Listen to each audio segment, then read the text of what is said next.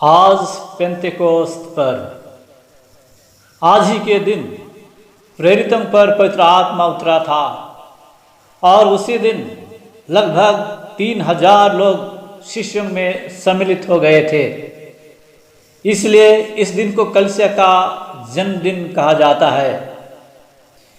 इस शुभ दिन में सभी ख्रिस्त विश्वासी श्रोताओं को खुश पर्व और शुभकामनाएं। हम त्रिएक परमेश्वर पिता, पुत्र और पवित्र आत्मा पर विश्वास करते हैं। आज हम पवित्र त्रित्वा का तीसरा व्यक्ति पवित्र आत्मा परमेश्वर पर अपना विश्वास, भक्ति और प्रेम प्रकट करते हैं। पवित्र आत्मा के वरदान के लिए प्रार्थना करते हैं। इस समय मैं 4 बातों पर आप लोगों का ध्यान खींचना चाहूँगा। 1, सृष्टि में और कलीसिया के जीवन में पवित्र आत्मा का भूमिका। 2, पवित्र आत्मा का वरदान। 3, पवित्र आत्मा का फल। और 4, पवित्र आत्मा की भक्ति और सेवा में हमारा जीवन। आइए पवित्र आत्मा का भूमिका पर हम मनन चिंतन करें। पवित्र आत्मा ब्रह्मांड वह संसार को जीवन प्रदान करता है। वह हम में जीवन सांस फूंक देता है। कहें तो हम में मृत जैसा कुछ भी नहीं है। हमारे शरीर के और हमारे जीवन के कण कण में पवित्र आत्मा निवास करता है। धर्म ग्रंथ तो यहाँ तक कहता है कि तुम पवित्र आत्मा के मंदिर हो। पवित्र आत्मा हमें दृढ़ता प्रदान करता है। वह हमें साहस, निर्भीकता और स्वतंत्रता प्रदान करता है। वह शिष्यों के साथ ऐसा ही किया। जो शिष्यगण यीशु के जैसे ही पीड़ा, कष्ट और मृत्यु का सामना करना न पड़ जाए, इस डर से द्वार बंद किए हुए घर के अंदर रहते थे। पेंतेकोस्त के दिन पवित्र आत्मा का स्पर्श पाकर वे पूर्ण रूप से बदल गए। पवित्र आत्मा सुंदरता प्रदान करता है। धर्म ग्रंथ में हम पढ़ते हैं कि प्रारंभ में पृथ्वी उजाड़ और सुनसान थी। ईश्वर का आत्मा सागर पर विचारता था और वही आत्मा ने सब कुछ को सजाकर सुंदरता लाई। उसी ने सब कुछ को व्यवस्थित किया। द होली स्पिरिट ब्यूटिफाइज अस। पवित्र आत्मा एकता प्रदान करता है। पेंतेकोस्त के दिन पवित्र आत्मा ने विभिन्न राष्ट्र, संस्कृति और भाषा के लोगों को एकत्रित किया। जब प्रेरितगण उपदेश दे रहे थे, सब लोग अपनी अपनी भाषा में सुन रहे थे। पवित्र आत्मा ईश्वर का दायां हाथ की उंगली है। जिस तरह कुम्हार अपने हाथों से मिट्टी के बर्तन को आखिरी रूप देता है, उसी प्रकार पवित्र आत्मा अपनी कृपा से हमें ईश्वर का पसंद वाला रूप देता है। वह हमें पवित्र और शुद्ध करता है। अभी हम पवित्र आत्मा का वरदान पर दृष्टि डालें।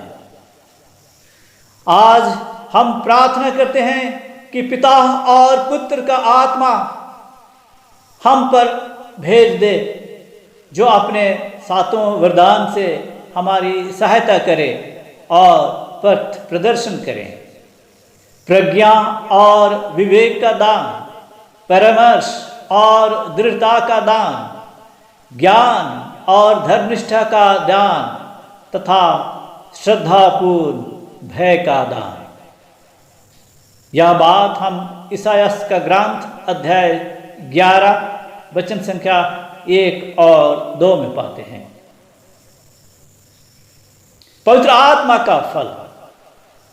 पवित्र आत्मा का फल है प्रेम, आनंद, शांति, सहनशीलता, मिलनसारी, दयालुता, ईमानदारी, सौम्यता और संयम। इनके विरुद्ध कोई विधि नहीं है। गलातियों के नाम संत पौलुस का पत्र अध्याय 5 वचन संख्याएं 22 और 23 में हम यह बात पढ़ते हैं। और मेरा विश्वास है कि आप सब जरूर इन फलों को अपने जीवन में देखना पसंद करेंगे।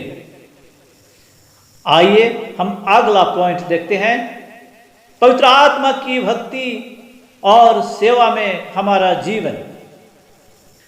ये सारी बातों को अपने जीवन में वास्तविक रूप देने के लिए हमें पवित्र आत्मा की भक्ति करनी चाहिए, प्रार्थना करनी चाहिए और उसका प्रेरणा, मार्गदर्शन को सुनना और मानना चाहिए।